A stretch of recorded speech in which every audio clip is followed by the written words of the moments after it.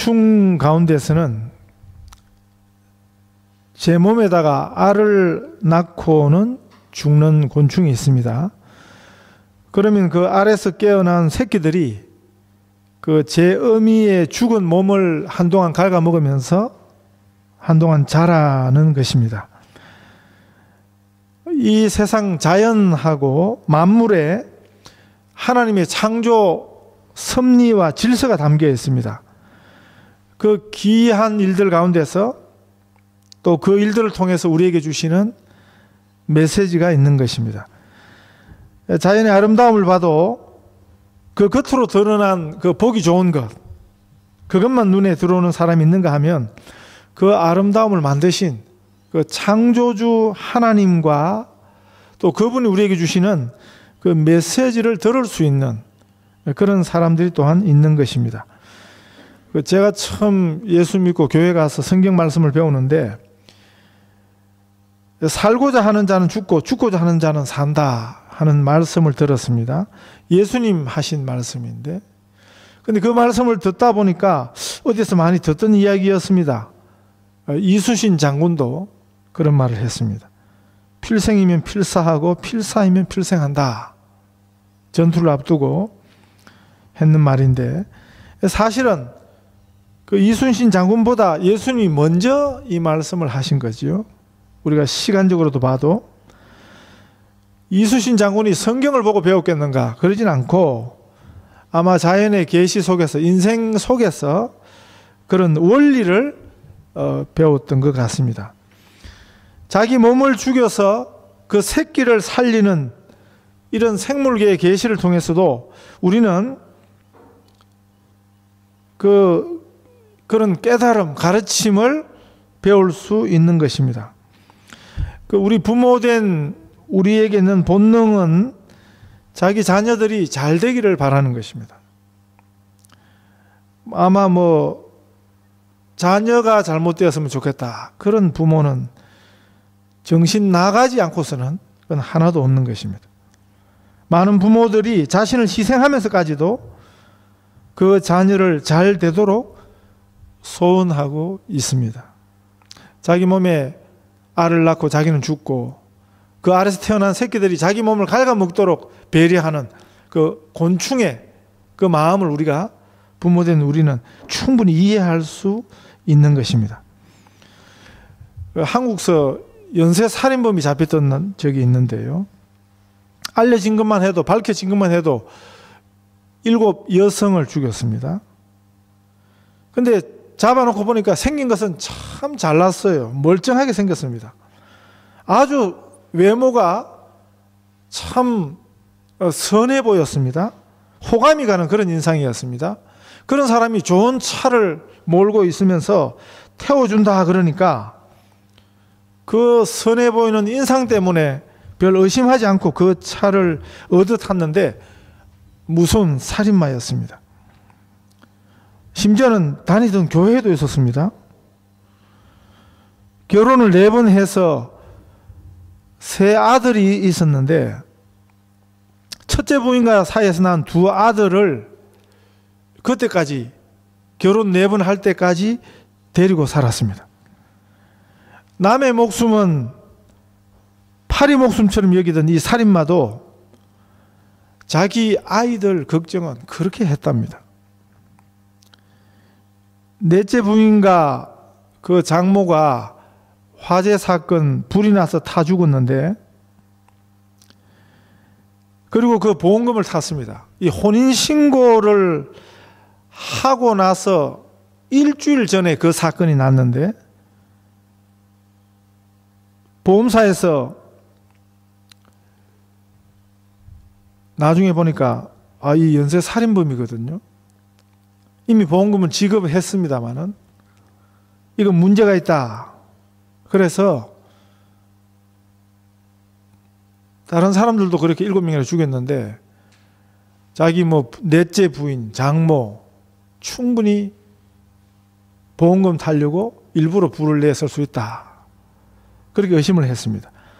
그랬는데 이 살인범이 절대로 그거는 자기가 한 거 아니라는 거죠.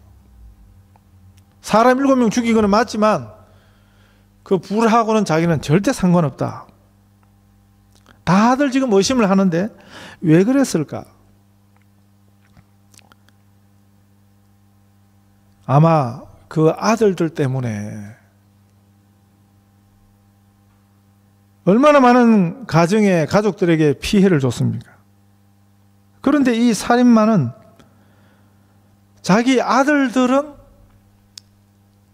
자신 때문에 피해가 될까? 그걸 그렇게 걱정하고 염려했다는 것입니다. 성경에 보면 악한 자라도 자기 자식은 귀하게 여길 줄은 안다. 그렇게 성경 말씀이 말씀합니다. 또 이런 일도 있었습니다. 대학생 아들이 대학 교수였던 그 아버지와 할머니를 죽이고는 불을 냈습니다. 달아났다가 잡혔는데 사실은 그 친구가 한국에서 제일 좋다는 교회 주일학교 출신입니다. 그 아버지도 뭐 가족들도 다 교인이었고요. 나중에 붙들렸습니다. 그 아들이 왜 그 아버지를 그렇게 죽이게까지 했는가? 아버지가 아들에게 너무 스트레스를 줬다는 것입니다. 아버지는 인류대학 출신으로 인류대학 교수였는데 그러다 보니까 자기 기준에 아들이 늘 못한 것입니다. 사실은 아버지가 아들을 못 살게 굴려고 그랬겠습니까? 아들이 잘 되었으면 바라는 그 마음으로. 그런데 결국 그 스트레스를 이기지 못하고 그 충동을 이기지 못하고 아들이 아버지를 죽게 한 그런 아주 슬픈 사건이 있었습니다. 아버지도 결국은 그 중심 마음은 그 아들을 못 살게 굴려고 했던 게 아니었는데 그런데 그런 종말을 스스로 맞는 것 아닌가 하는 그런 섭섭함이 있었습니다. 때로는 우리 부모들이 자녀를 위해한다고 하는 것이 오히려 자녀를 망칠 수도 있는 것입니다. 부모된 우리들이 잘 알아야 하는 사실은 자녀를 향한 축복은 모든 부모가 똑같습니다만은 그 자녀가 잘 되었으면 하는 그런 간절함은 모든 부모가 똑같습니다만은 그러나 우리의 그 마음으로 우리의 그 간절한 마음 가지고 자녀가 축복받게 할 수 없다는 것입니다. 아무리 행복의 조건을 그 부모가 만들어 주어도 많은 자녀들이 여전히 불행 중에 있는 것이 그 좋은 증거입니다. 우리 자녀들이 정말 그 인생에서 잘 되는 것은 우리 모든 인생의 복이 다 그런 것입니다만은 어떤 인간 조건에 달려있지 않습니다. 우리가 아무리 애쓰고 소원하여도 그 소원의 정도 따라 결정되는 것도 아닙니다. 열쇠는 오직 하나님께만 있습니다. 하나님께서 복을 주셔야 됩니다. 우리도 그렇고요. 우리 자녀들도 그렇습니다. 하나님께서 복을 주셔야 그 인생이 잘 되는 것입니다. 우리 자녀들도 하나님께서 그 길을 열어주셔야 됩니다. 하나님께서 그 복을 주셔야 되는 것입니다.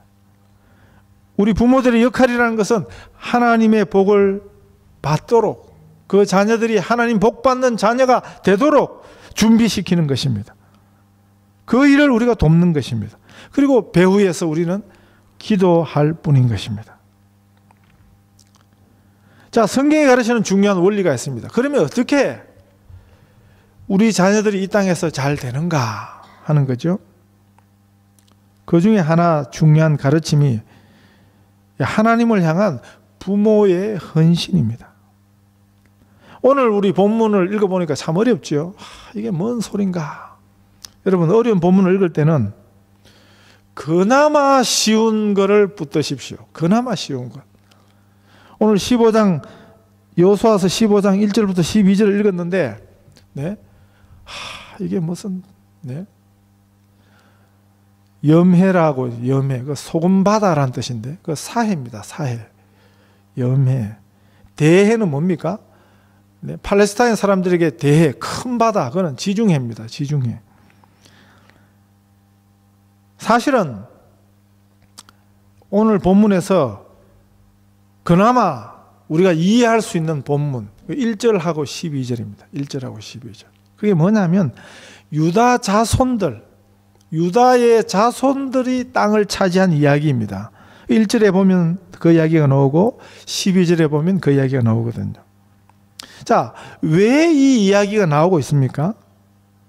바로 14장에 유다의 조상 그 갈렙이라는 사람 85세 되었어도 45년 전, 40년 전에 그 신앙 고백을 변함없이 고백하던 그 갈렙의 이야기, 그 갈렙이 헌신한 이야기, 그 이어서 나오는 이야기가 바로 그 자손들에 대한 이야기인 것입니다. 성경은 이런 이야기의 흐름을 통해서 무엇을 말씀해 주십니까? 하나님께서는 갈렙의 그 헌신, 나이 들어서도 변함이 없는 그 신실한 헌신,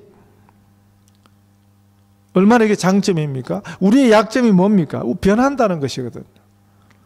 우리가 신앙생활 할 때도 변하는 것이 문제입니다. 얼마나 자주 변합니까? 한때는 열심히 있다가 또 어느 한순간에 그 열심을 다 까먹어버리고요. 헌신의 마음도 그렇고 자세도 그렇습니다. 감동을 받으면 좀 우리 마음이 좀 달구어지는 것 같은데 금방 또 식어버리고 마는 이런 우리들이 갈렙에게 정말 도전이 되는 것입니다. 85세가 되었어도 신실했던 그 변함이 없는 그 신앙, 그것을 우리가 배워야 하는 것입니다. 이것이 사실은 참 어려운 것입니다. 85세 신앙이, 85세 노인이 청년의 신앙을 그대로 간직하고 있다는 것은 얼마나 귀한 일인지 모르는 것입니다. 제가 목사 처음 되었을 때 그 나이 많은 장로님 한 분을 만났는데요. 그 당시 그분이 89세 장로 대신 장로님이셨어요. 그분이 뭐 90세 되기 딱 1년 전인데 딱 만났는데 처음 만났습니다. 어떤 목사님이 소개해 주셔가지고 처음 만났는데 그분이 때때로 저한테 하시는 말씀이 자기 자랑을 하시더라고요. 자기 자랑. 그 자랑이 뭐냐면 자기는 청년 때 한국교회가 다 아는 주기철 목사님한테 성경 공부를 배웠다는 거죠. 그거를 참 자랑스럽게 얘기하시더라고요. 한국교회가 다 존경하는 주기철 목사님하고 성경 공부를 같이 했다. 그런데 그 이후에 제가 그분을 좀 가까이 대해서 보니까 그분은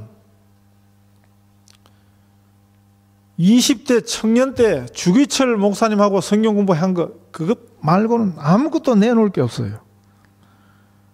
추억으로 그냥 그걸 가지고 있는 것입니다. 그 귀한 목사님과 성경 공부했 그 추억으로만 있는 거죠. 그 신앙은 그 주 목사님, 주기철 목사님한테 신앙을 배운 그런 신앙은 가지지 못하고 그냥 그 유명한 목사님과 성경 공부를 했다. 그것만 가지고 있더라고요. 그분 집 마당이 아주 넓은데 그 마당을 내어서 교회를 거기다 지었어요. 그런데 이분이 교회를 우리 마당에다가 지은 교회인데 그런 생각을 가지고 있는 거죠. 그래서 이건 내 교회다. 그런 의식을 가지고 있는 거예요. 그러다 보니까 뭐 목사가 그냥 몇 명이나 그 교회에서 관리했는지 89세인데 은퇴할 생각도 안 하시고 그분의 헌신이라는 것은 그냥 고집 부리는 것만 헌신입니다. 그래서 교회가 참 어려움을 당하다가 그분이 돌아가시고 나니까 교회가 안정이 되더라고요. 그런 청년 추억 그런 거 아무 의미가 없는 것입니다. 청년의 신앙을 늙어서까지도 유지가 되는 그게 얼마나 큰 은혜입니까? 그래서 우리가 이 갈렙을 사모할 이유가 있는 것입니다. 성경에도 이런 분이 잘 없는데 그런데 이 갈렙이라는 분이 모델로 성경에 남겨져 있습니다. 부모된 우리들도 이 갈렙을 바라보아야 하는 것입니다. 예수님께서 그 제자들을 독려하실 때 종종 쓰시던 표현 중에 하나가 내 믿음대로 되라, 이렇게 말씀하세요. 우리가 그래서 믿음의 기준은 높이 가져야 됩니다. 뭐 적당히 믿고 말지 그러면 그대로 돼요. 그러나 우리가 지금 내 수준은 좀 그렇지 못할지라도 우리가 믿음에 대해서 아주 높은 기준을 가져야 돼요. 우리가 갈렙처럼, 나도 갈렙처럼 늙어서도 변함이 없는 그런 믿음 생활을 해야겠다. 그렇게 내가 믿음으로 살겠다. 그렇게 각오하시고 소원하시고 그렇게 기도하시면 그대로 될 줄로 믿습니다. 그런데 갈렙의 이런 헌신의 그 결과가 참 중요한 것입니다. 오늘 성경 본문은 이 갈렙이라는 한 아버지, 한 할아버지의 그 믿음의 헌신의 결과를, 그게 뭡니까? 그게 상급이거든요. 그 상급을 그 자녀들이 누리고 있다는 것을 보여주는 것입니다. 그 결과가 바로 그 자녀들이, 그 후손들이 그 땅을 차지하는 이 복된 결과를 가져오게 한 것입니다. 그 할아버지가, 그 아버지 갈렙이 그 땅을 향해서 처음 나아갈 때에는 그 땅은 아주 거친 땅이었습니다. 가나안 땅에서도 가장 힘센 자들이 차지하던 아주 강대한 원수들이 도사리고 있던 험악한 땅이었습니다. 그런데 갈렙이 그 땅을 향해서 나아갔습니다. 그 땅을 하나님이 함께 하시면, 여전히 하나님이 내 편이시면 그건 문제가 없다. 그들은 내게 상대가 되지 않는다 하는 마음으로 나아가서 그 땅을 차지했습니다. 그리고 나니까 그 험했던 땅이, 그 원수들의 땅이 오늘 15장에 오면 그 갈렙의 자손들, 유다 지파가 그 땅을 차지하고 살게 되게 된 것입니다. 그 땅을 그 아버지가, 그 할아버지의 헌신이 그 땅을 약속의 땅으로 그 자손들이 누리도록 한 것입니다. 그 갈렙의 헌신을 통해서 그 원수들을 그곳에서 쫓아낸 것입니다. 그 땅에서 갈렙이 천년만년 살 수는 없었습니다. 갈렙의 나이를 생각하면 사실은 갈렙은 그렇게 고생을 하고 그렇게 변치 않은 믿음으로 살면서 그 땅을 차지했지만 자기가 많이 누리지는 못했어요. 그러나 성경이 보여주는 건 뭡니까? 그 약속의 땅에 그 자녀들이 그 땅을 상급으로 받아 누릴 수 있게 했다 하는 것을 보여주는 것입니다. 이 세상 부모들은 아무리 고생하고 많은 희생을 통해서 그 자녀를 향해서 무엇인가를 남겨주지만 그 유산이죠. 그런데 그 남겨준 유산이 그 자녀에게 복이 될지 그건 장담할 수 없습니다. 부모는 참 좋은 것을 물려줬습니다. 부모는 참 귀한 것을 물려줬습니다. 그런데 그 자녀에게 있어서 그것이, 그 귀했던 것이, 그 좋은 것이 오히려 자녀의 삶을 그르치는 그런 것들이 참 많은 것입니다. 오히려 영적으로는 그 자녀를 영적으로 병들 수 있게 한 것, 해로운 것을 남겨 주었을 수도 있는 것입니다. 조금 시간이 지나니까 의미가 없어지는 것, 그런 것들이 될 수도 있는 것입니다.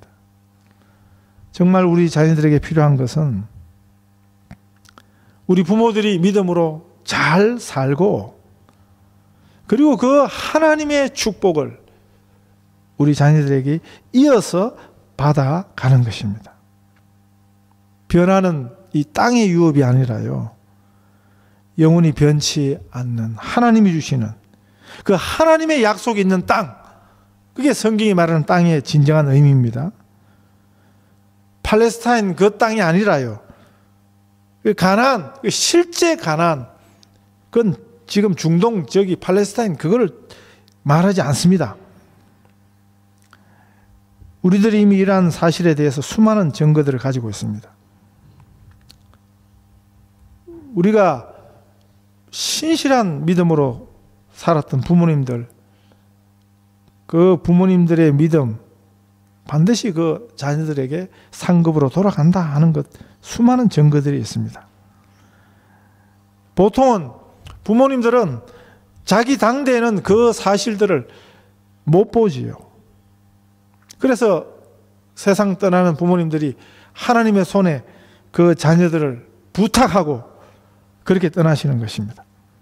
그런데 그 자녀들의 삶에 반드시 그 부모들이 헌신, 결과가 그 상급이 있는 것입니다. 이것이 부모된 우리들이 우리 자녀들에게 줄 수 있는 정말 귀한 축복인 것입니다. 85세 할아버지 갈렙이 얼마나 그 삶에서 자신이 거둔 것으로 누렸겠습니까? 그러나 성경을 통해서 뭘 보여주십니까? 그 축복이, 그 상급이 하나도 남김없이 그 자녀들에게 다 돌아갔음을 오늘 성경이 우리에게 말씀하십니다. 우리의 어리석은 생각으로 우리 자녀들을 복되게 할 수 없습니다. 성경에서 우리가 배워야 합니다. 하나님의 말씀에서 우리가 들어야 하는 것입니다. 이런 의미에서 부모된 우리들의 삶이, 지금부터의 삶이 참 중요한 것입니다. 그 임산부가 되면 태교가 그렇게 중요하다고 그러지 않습니까? 왜냐하면 그 엄마의 생각과 말들이요, 그 행동이 그 태어나는 생명에게 영향이 된다는 것을 믿기 때문입니다. 심리학적으로 이미 증명이 되었습니다. 엄마가 불안해하면 그 불안함의 영향을 그 아기가 받는 것입니다. 오히려 이건 성경적이죠. 심은 대로 거둔다, 그렇게 가르치는 말씀대로 심은 그 영향대로 자녀에게 나타나는 것입니다. 태교뿐만이 아니고 모든 부모들에게 해당됩니다. 우리가 우리 자녀를 위해서라도 축복하는 삶을 살아야 합니다. 부정적인 말보다는 우리가 긍정적인 말을 해야 됩니다. 부정적인 생각보다는 긍정적인 생각을 해야 합니다. 우리가 축복 대신에 저주하고, 긍정적이고 감사하고 찬송하는 말 대신에 부정하고 부정적인 생각을 하면요, 그런 생각을 할 때 우리 자신도 불행해져요. 그런데 거기서 끝나지 않습니다. 다른 사람을 우리가 욕하고 저주하고 정죄하고 이런 삶을 살 때 자기 자녀는 축복받기를 아무리 원한다고 그렇게 되겠습니까? 이 갈렙의 그 신실한 신앙, 그 헌신이 그 자녀들이 누리던 상급의 이유였습니다. 우리 하나님의 복 주심은 나 하나로 끝나지 않습니다. 출애굽기 20장 6절에 보면 나를 사랑하고 내 계명을 지키는 자에게는 천대까지 은혜를 베푸느니라. 우리 자녀가 누리게 되는 그 상급을 바라볼 수 있어야겠습니다. 그래서 우리가 더 하나님 앞에 헌신의 삶을 살고 믿음으로 살고 이 하나님을 인정하고 사는 그것이 우리 자녀들의 삶의 상급과 축복으로 나타날 줄을 믿으시기 바랍니다.